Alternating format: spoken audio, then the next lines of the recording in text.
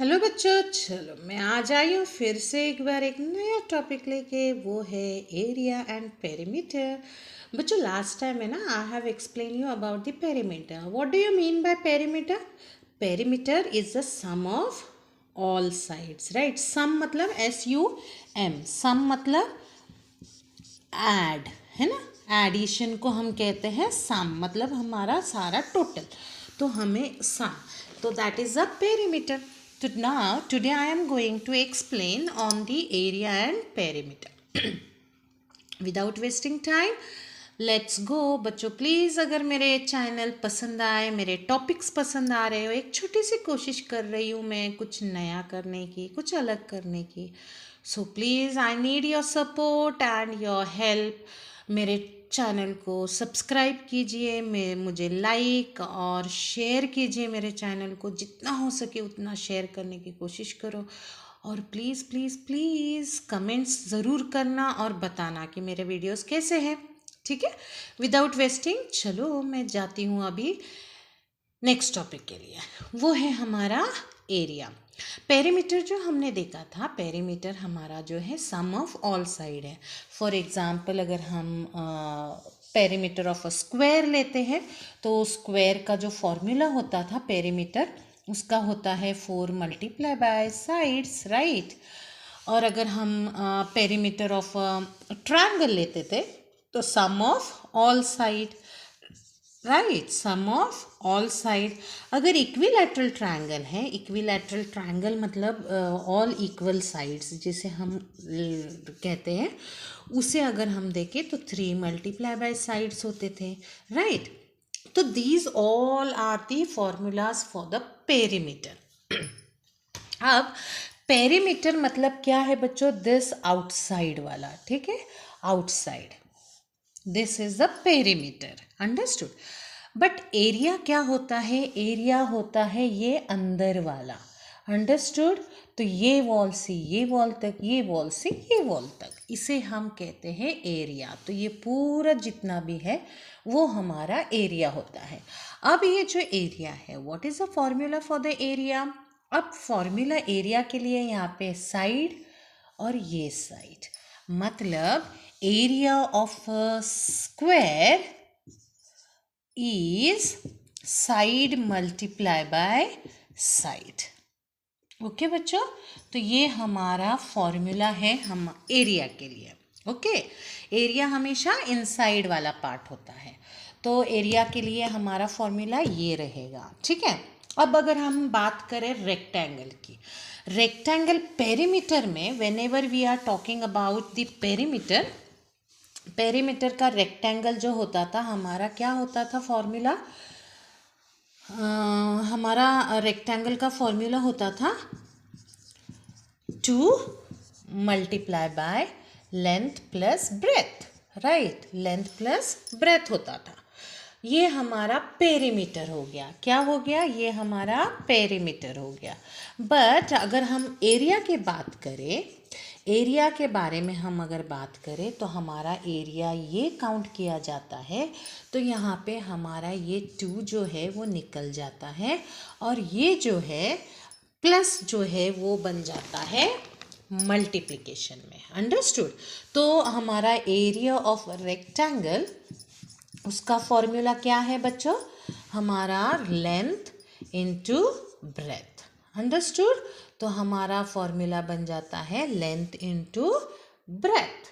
और इसका यूनिट जो होता है बच्चों, जो भी आंसर आता है उसको यूनिट हम हमेशा स्क्वायर सेंटीमीटर देते हैं। स्क्वायर मतलब डबल, ओके, स्क्वायर मतलब डबल। जो भी आंसर आएगा, 424 आएगा तो उसका स्क्वायर सेंटीमीटर रखा जाता है, मतलब 24 का डबल। इन शॉर्ट क्या बच्चों?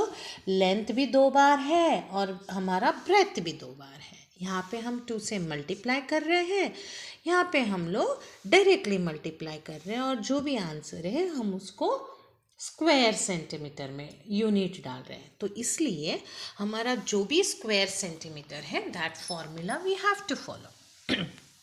होप सो बच्चों, अगर यहाँ तक आप लोगों को समझ में आया होगा तो।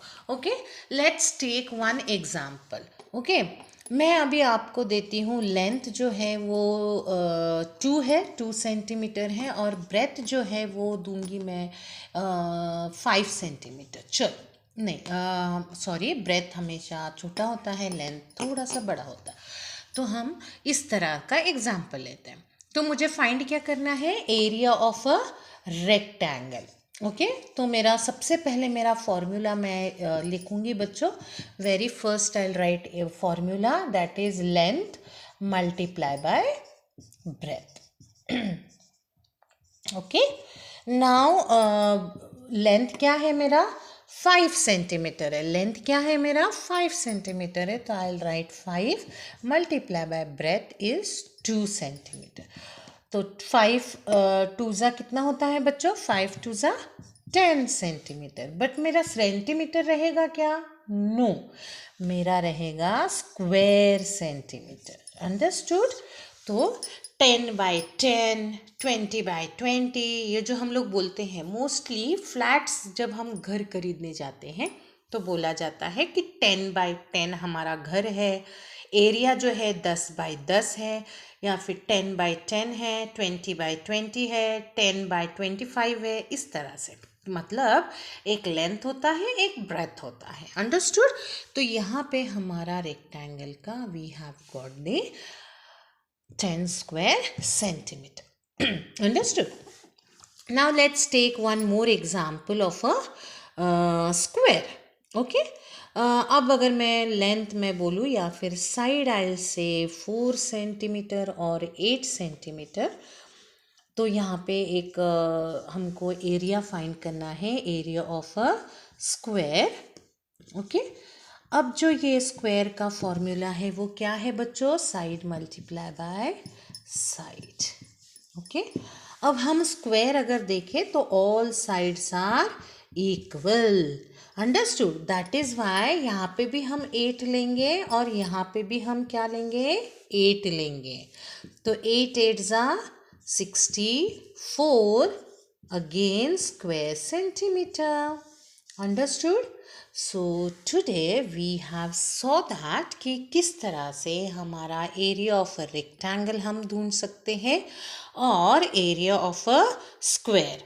बच्चों याद रखना, हमारा जब भी हम एरिया फाइंड करेंगे हमारे फॉर्मूलाज बहुत इम्पॉर्टेंट होते हैं। जैसे यहाँ पे मैंने एरिया ऑफ अ रेक्टेंगल लिखा है लेंथ इनटू ब्रेथ, और एरिया ऑफ अ स्क्वायर लिखा है साइड मल्टीप्लाई बाय साइड। तो इस तरह से हमारे फॉर्मूलाज इम्पॉर्टेंट होते हैं हमारे एरिया फाइंड करने में। होप सो बच्चों हमारा ये वीडियो आप लोगों को पसंद आया होगा, सभी को पसंद आया होगा। अगर मेरा वीडियो सचमुच पसंद आया है parents, please please please request है कि मेरे वीडियो को सब्सक्राइब कीजिए, लाइक कीजिए, बेल आइकॉन को ऑन कीजिए, ताकि जब भी मेरा नया वीडियो आए आप लोगों को उसका इंटीमेशंस मिले। और हो सके तो प्लीज़ कमेंट्स ज़रूर करना। I know it's not clear, थोड़ा सा ये होता है वैसे होता है, अभी सीख रही हूँ तो आई नीड अ सपोर्ट। सीखते सीखते धीरे धीरे सीख जाऊँगी।